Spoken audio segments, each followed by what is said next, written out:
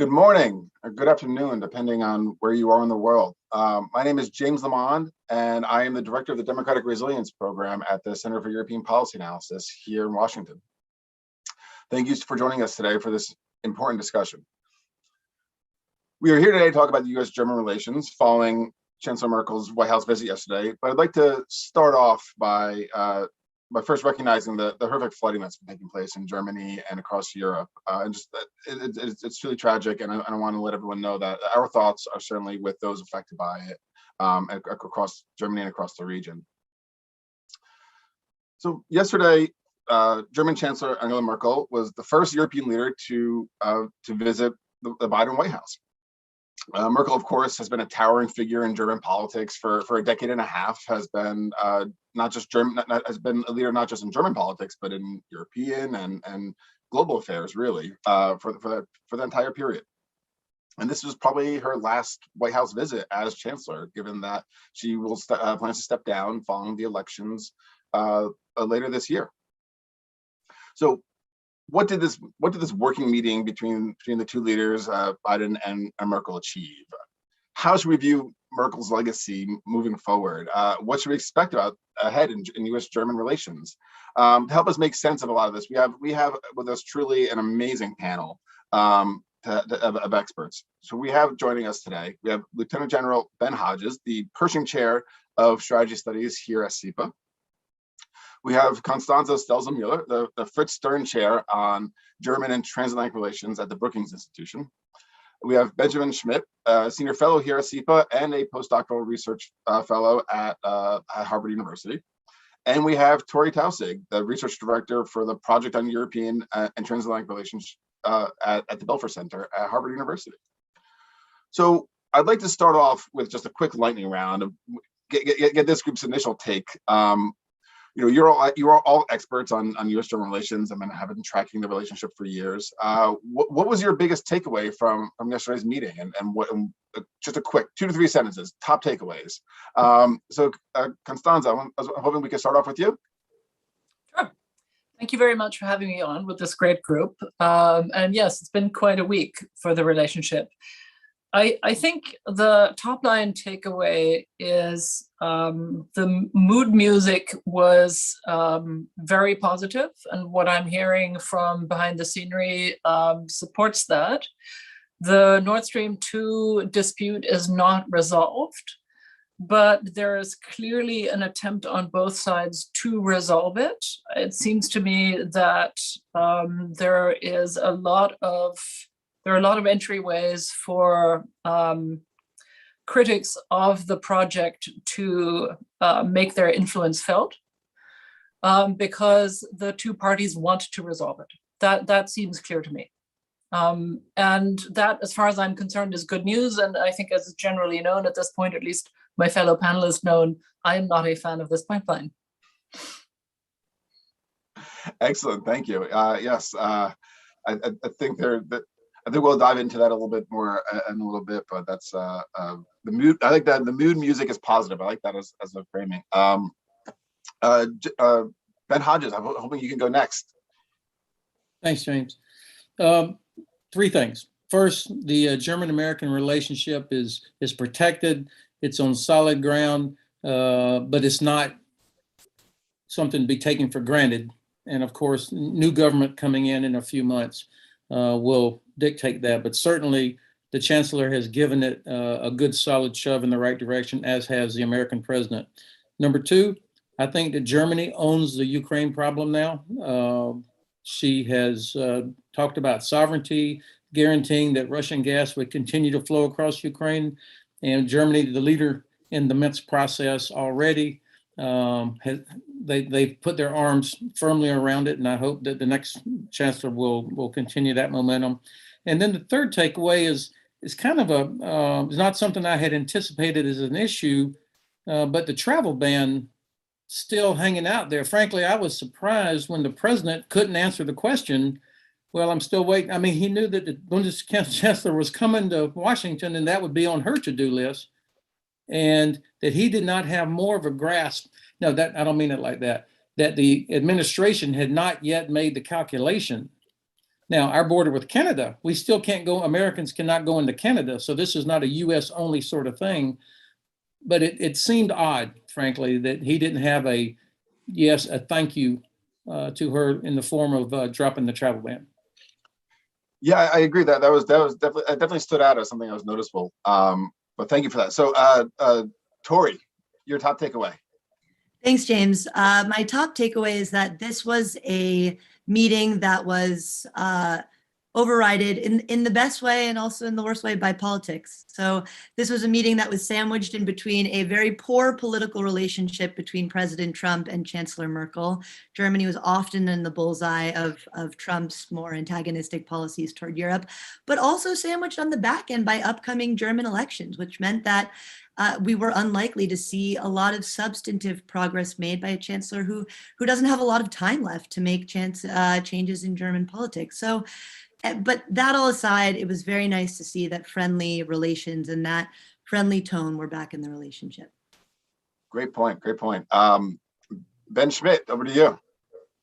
Yeah, I want to just continue what Tori was saying and say that, this was in some ways a valedictory visit of German Chancellor Merkel after 16 years leading Germany. And I think this administration has rightly wanted to ensure that this took place, especially how Merkel was treated during the Trump administration so poorly, before Merkel leaves office in September. I mean, it is, as Tori said, it's kind of sandwiched between multiple political dynamics in terms of the electoral process in Germany in particular.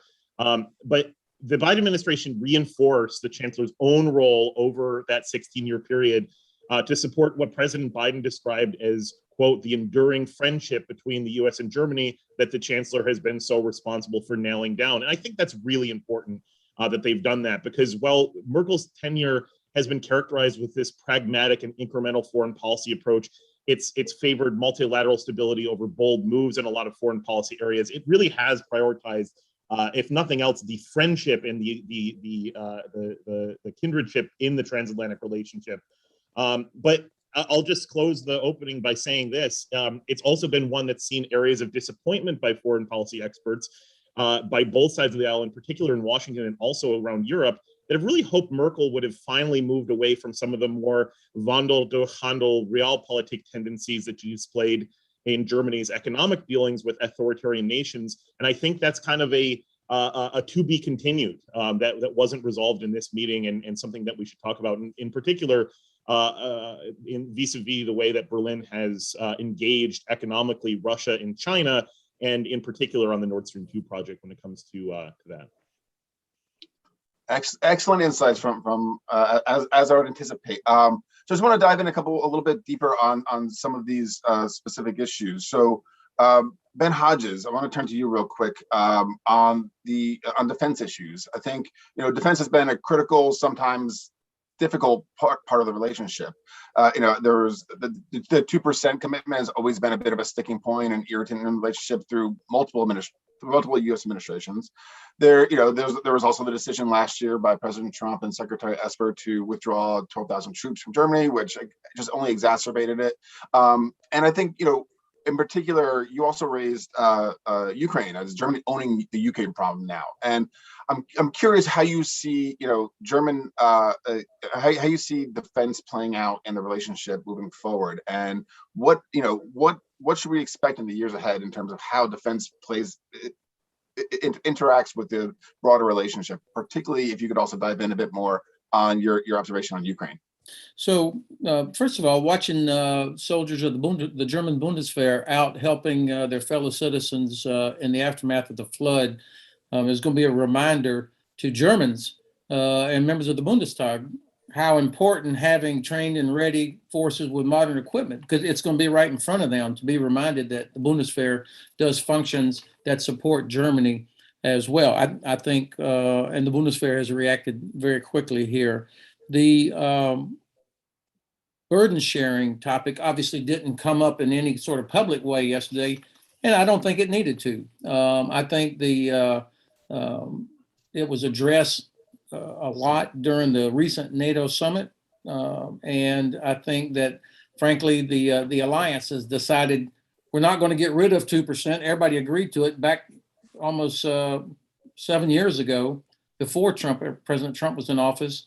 But we're going to have a much more sophisticated approach to what burden sharing means or in defense investment. And it's been interesting that in the last couple of months, Mr. Laschet, who is, of course, the Minister President of North Rhine-Westphalia and head of and likely to be the next chancellor, unless there are big surprises, he's talked about 2%, and it's an obligation for Germany to do that. And even the leadership in the Greens has talked about, defense spending and providing weapons to Ukraine. And so, interestingly enough, two of the leading parties seem to be more pro-defense than maybe we might have expected. I thought the president thanking Chancellor Merkel for Germany's contribution to the ISAF mission in Afghanistan was an important part of that, to recognize that. And probably most Americans, and maybe even the previous president, had no idea that Germany was like the second or third largest troop contributor to the ISAF mission for most of the 20 years. And then finally, another kind of a detail sort of thing, but it's part of what I think is Germany's role in the coming decades for NATO, is not so much a frontline state like it was in the Cold War where you needed 12 divisions. It's now the logistics and headquarters hub for the alliance. It's like the firm foundation for NATO to go in any direction.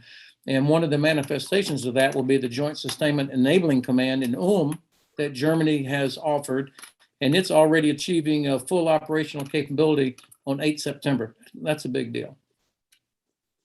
Excellent. Thank you for that.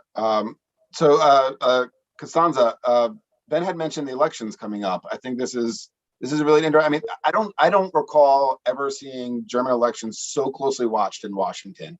I mean, obviously this is the first election in 16 years that Chancellor Merkel won't be standing as a candidate. And so it's being watched, but also particularly being watched about foreign policy. And I feel like the Greens have attracted a lot of attention with their values-based foreign policy. And this has kind of sparked a conversation about Germany's role in the world and its foreign policy objectives. So I'm curious, how do you see the elections impacting Germany's foreign policy, its relationship with Europe, its relationship with the United States, its approach towards China and Russia? I mean, obviously that's a lot there, but I'm curious how you see the elections impacting Germany's role in the world and foreign policy objectives. Sure. Let me just start off, if I may, by addressing two other points very briefly. I'm very grateful for everybody's empathy on the floods in Germany. I was born in Bonn. I have friends and family there. I have friends who live in the region and who are affected in one way or another. And the images really are horrific.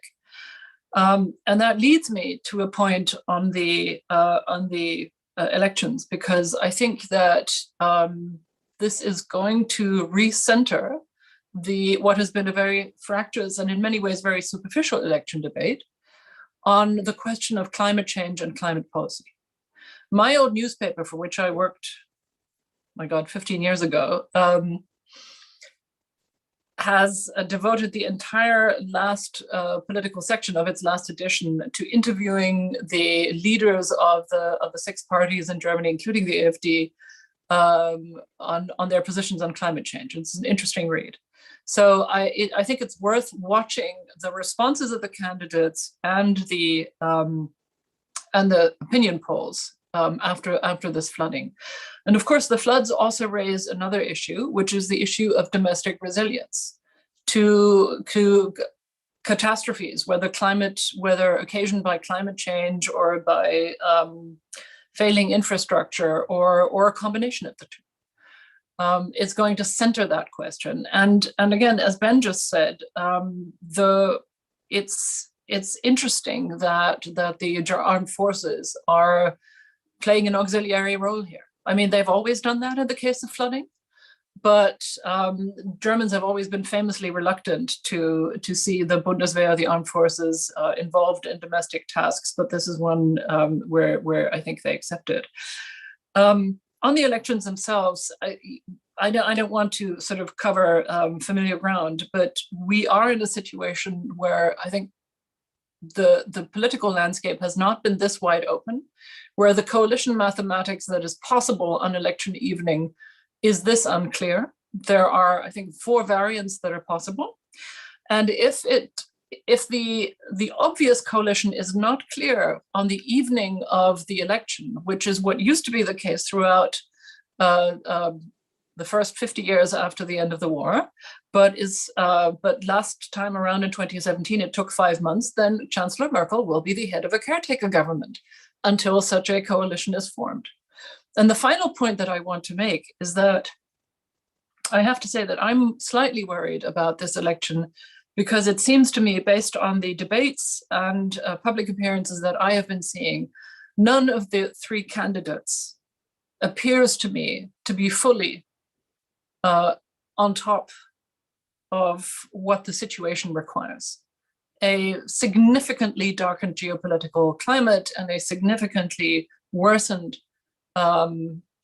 European security neighborhood, massive interference by authoritarian powers, particularly Russia and China, in the European space and in the German political campaign.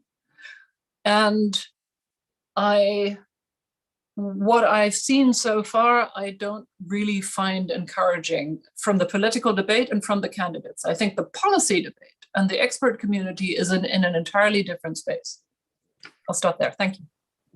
No, that's a great point, and actually leads us to our next question very well. But before moving on there, I just want to know too that we had the resilience debate here in the U.S. following the Hurricane Katrina disaster. Exactly, very like this. It's exactly that debate, and we kind of lost track of it pretty quickly. We were distracted, but I think it's to your point, it's becoming harder and harder to ignore that. And I think this is something that we'll have to, both countries and the world are going to have to deal with as the impact of climate change continues to take shape. But I do want to follow up on your point about foreign policy and particularly dealing with Russia and China. Now, Tori, I know you've made the argument that the United States and Europe should converge on a common approach towards China. You know, one of the problems there and one of the challenges has been a sort of a lack of strategic thinking in Europe when it comes to dealing with China, right? It is also very transactional, and this is particularly the case with Germany. Now, I know this is dealing with China and forging this sort of common approach is a priority for the Biden administration. So, Tori, do you see us getting any closer to that following the meeting yesterday between the two leaders? So I think your introduction, James, was spot on. We see a fractured Europe that has different approaches and different desires in how it wants to deal with China. And we see a particular strand of engagement coming from Chancellor Merkel and from Germany on China policy. So to start off on where transatlantic policy on China can go following this summit, I'll start with a caveat and then go into where I see we can see fundamental progress perhaps being made on the China issue. So the caveat is that we were highly unlikely to see any major policy shifts from Chancellor Merkel on the China policy at the summit or at this meeting or following it. Why? The first reason is because she's facing or there is an election, and so she doesn't really have a need to change her very long-standing policy on China, which is fundamentally to separate the political issues that they might have vis-a-vis China with the very important economic ties. She doesn't really have a need to change that right now, and so it was unlikely that she was going to. The second main reason, and I think Constanza hit the nail on the head with this, is that it doesn't animate the German public in the way that issues like climate change do, particularly in this election. Does China animate the German public more than it did 5 years ago? Absolutely, but I don't think it's going to be a fundamental driver of German politics in this election. And I agree with Constanza. I think we're more likely to see the importance of cooperating with China on issues like climate change, particularly because of the flood. So those were the caveats. We were unlikely to see any major policy shifts announced by Chancellor Merkel. But reading between the lines of the press conference, I actually saw two areas for progress that we should look to over the next year, regardless of who is in the chancellery following the September elections. The first is on competing with Beijing in matters of advanced technologies. This is of significant concern to Germany, particularly German industry, and we've seen this concern be carried out over the last few years. China's Made in 2025 strategy, which is now right around the corner, it's part of a decades-long strategy to make China into a global leader in advanced manufacturing. This competes squarely with Germany's 4.0 industrial strategy and Germany's broader industrial strategy to have the corner of the market on advanced manufacturing. And so I think the chancellor has been very clear-eyed about the challenges that Beijing and its industrial policy poses to German industry in the years ahead. So through things like the Trade and Technology Council, we are going to see enhanced cooperation, I think, between the Europeans, particularly the Germans and the Americans, on competing with China in the technology space. The second issue where I think we could see progress, although I'm slightly more skeptical, is on the topic of global infrastructure. This is also of significant importance to Germany. I'll get to that point in a moment, but this was something that was discussed heavily in the G7 summit just a few weeks ago. I think leading democracies in the world see that developing countries are becoming increasingly indebted to Chinese loans and infrastructure projects that come with a little bit of political leverage as well. And so at this G7 summit, they launched this Build Back Better World initiative to create viable alternatives for countries that need infrastructure, but that we don't want to see indebted to China. This was also brought up at the press conference with Merkel and Biden yesterday. Why is this so important to Germany? Because Germany sees in its immediate neighborhood countries like Montenegro, which is an EU candidate state, becoming indebted to Chinese loans and infrastructure projects. So that's the second issue where I see it being in Germany's national interest to compete with China on the infrastructure issues that was mentioned at the meeting, and that I think we could see continued progress on if we see the political will and money put behind it in the year ahead. So just to close, progress on industrial technology competition and on infrastructure is where I'm bullish coming out of this meeting. Excellent, thank you for that. And so that was China, but the other issue that's always in the room, and I'd like to turn to Ben Schmidt on this, is Russia, particularly the Nord Stream 2 pipeline. Now I know this has been a major sticking point in U.S. German relations. This is bubbling over the past couple of months as the project nears completion and as U.S. sanctions portions of the project and then waives some particular German targets. Ben, do you see any progress towards resolving this coming out of the meeting yesterday? Costanza had mentioned that there's a real desire among both sides to resolve it. I'm curious, Ben, I know you track this very closely. What do you see as the next steps here? Yeah, James, I think you're absolutely right. And I think as Constanza said, I also read that there's still quite a bit of distance between Washington and Berlin on talks regarding Nord Stream 2. However, I really want to just reframe this, because I think that we need to remember that this framing of a deal between the White House and the Chancellery on Nord Stream 2 is problematic from the outset. The countries whose national security are most impacted by this project across NATO's eastern flank, in Ukraine, et cetera, should be active participants in these talks, rather than Berlin and Washington coming up with some sort of a priori of proposals and then selling them to the broad majority of Europeans that oppose this project. But that said, I think that President Biden said it best, saying, good friends can disagree. We can disagree on Nord Stream 2 and still be one of, if not the best ally that Germany has, and vice versa, great friends, et cetera. So I think that needs to be remembered as well, because I think there's been a dynamic that you need to either pick being okay with Nord Stream 2 or not, whether, as a bellwether, whether you think that, German relations are important in the US, and that just, it's problematic and can't be the case. But I'll go to another quote. The quote from Chancellor Merkel I thought was most problematic was when she said, quote, Nord Stream 2 is an additional infrastructure project. It is not a project instead of having Ukraine as a transit country for gas, because anything else would trigger huge tension. And unfortunately, it has triggered huge tension because it is a diversionary pipeline, a replacement project. And really, this is just a variation on her longstanding description of the project as, quote, just a commercial deal. The Chancellor also mentioned the extension of the previous gas transit contract between Russia and Ukraine But we need to remember as well that it was the imposition of U.S. sanctions in December 2019 that 1 week later, 1 week before the end of the 2010s gas transit contract between Gazprom and Naftogaz, that got the Kremlin to come to the table, since this diversionary route of Nord Stream 2 could then not be completed.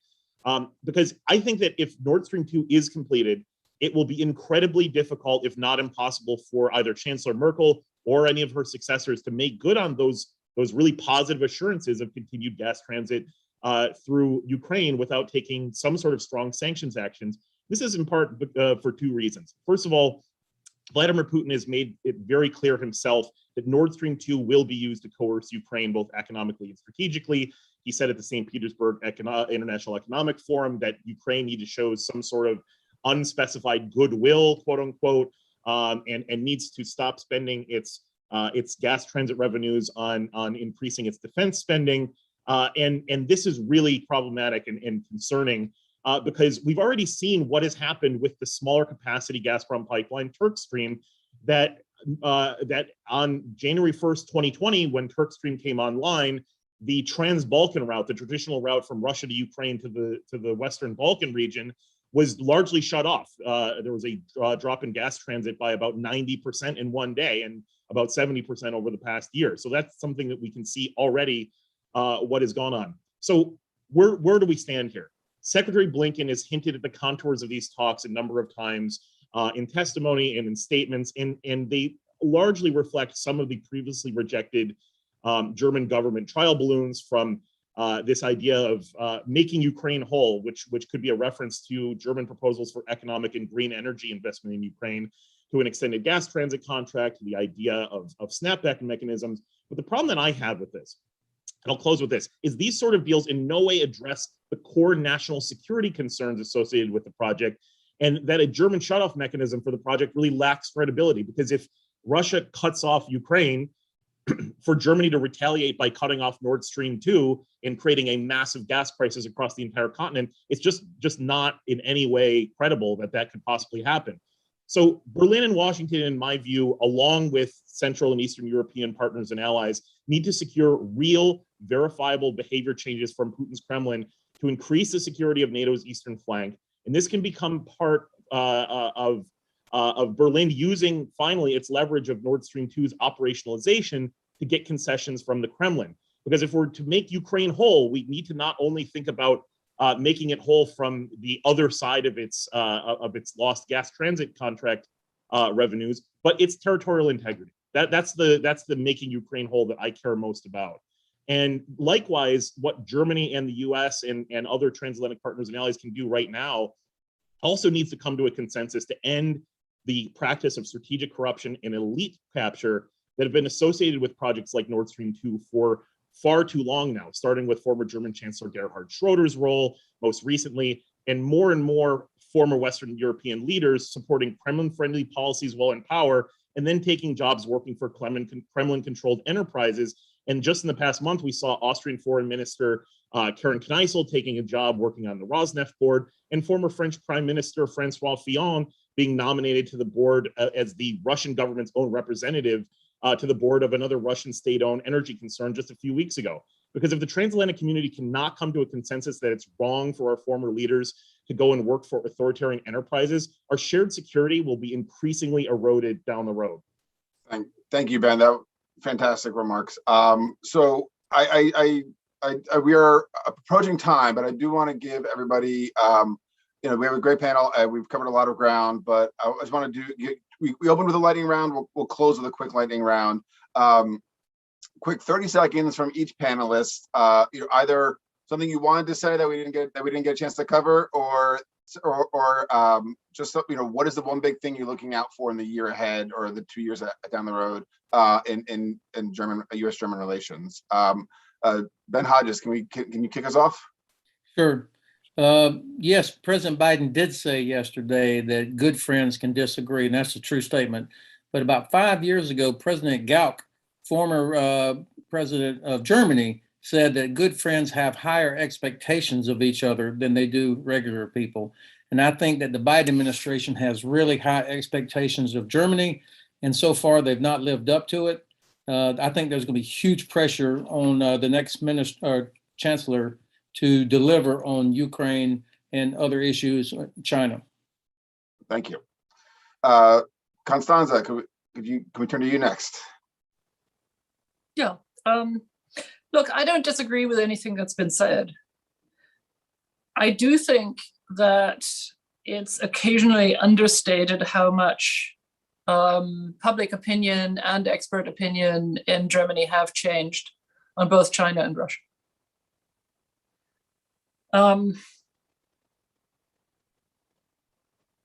And I'm grateful to Ben Hodges for noting the role of the Bundeswehr. I mean, we've doubled our defense budget in recent years to over 40 billion euros, 50, sorry. I think those changes are real. And I think it's also true, as one of you noted, that Germany owns Ukraine now, or not Ukraine, but the Ukraine problem. It's very simple. And I think while I'm as frustrated as others are at the sort of lack of movement and what, in my view, is a lack of generosity and alacrity in Berlin to respond to the Biden administration's overtures, I will repeat here what I say in Germany all the time, which is that we have an interest, an existential interest, in the Biden administration succeeding, not just in its foreign policy goals, where there are many areas of agreement, but also in taking some of the burden of foreign policy off its back so that it can succeed in its domestic goals and thereby beat back the enemies of American democracy. We have a stake in this as Europeans and as Germans. And so hedging or holding back is not a clever strategy for Germany. Thank you. It's fantastic. Thank you for that. I think actually, unfortunately, we are running out of time. I apologize to Tori and Benjamin. No, but I actually think that was really the perfect place to end it. That was really well said and really well put, and I appreciate that. So thank you. I want to again thank our panelists. What a fantastic conversation. A lot was covered, and thank you again to everyone for participating and for viewing. We will be in touch soon. Please feel free to visit the CEPA website for any further commentary or analysis. Thank you, everyone. Thank you for having me on.